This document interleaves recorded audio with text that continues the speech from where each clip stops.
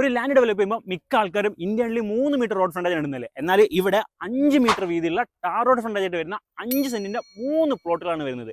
ഈ കാണുന്ന ബാക്കി എല്ലാ പ്ലോട്ടുകളും സെയിൽ ആയിട്ടുണ്ട്. അതിൽ ചിലതിൽ വീട് വെച്ച ആൾക്കാർ താമസം തുടങ്ങിയിട്ടുണ്ട്. ഈ ലാൻഡ് പർച്ചേസ് ചെയ്യുമ്പോൾ നിങ്ങൾക്ക് കൂടെ മറ്റ് ചില കാര്യങ്ങൾ കിട്ടുന്നത്, അതായത് 24 hours സെക്യൂരിറ്റി സർവൈലൻസ്, ഒരു ക്ലബ് ഹൗസ്, അതേപോലെ തന്നെ ബാഡ്മിന്റൺ കോർട്ടും തുടങ്ങിയിട്ടുള്ള അമ്യൂണിറ്റീസും കിട്ടുന്നുണ്ട്. ഇവിടെ വെള്ളത്തിന്റെ സോഴ്സ് പറയുകയാണെന്നുണ്ടെങ്കിൽ കോമൺ ആയിട്ട് 2 ഓപ്പൺ വെല്ലും അതേപോലെ തന്നെ ഒരു ബോർവെല്ലും ആണ് വരുന്നത്.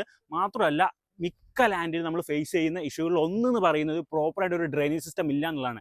എന്നാൽ ഇവിടെ പ്രോപ്പറായിട്ട് 5 മീറ്റർ റോഡിൽ തന്നെ ഒരു പ്രോപ്പർ ഡ്രെയിനേജ് സിസ്റ്റവും കൊടുത്തിട്ടുണ്ട്. ഇതിൻ്റെ ലൊക്കേഷൻ പറയുകയാണെന്നുണ്ടെങ്കിൽ നമ്മുടെ കോഴിക്കോട് മെഡിക്കൽ കോളേജിനടുത്ത് വെള്ളിപ്പറമ്പിൽ നിന്ന് നമ്മുടെ സദ്ഭവന വേൾഡ് സ്കൂളിലേക്ക് പോകുന്ന വഴിയാണ് വരുന്നത്. അതും 7 മീറ്റർ വീതിയുള്ള റോഡാണ് വരുന്നത്.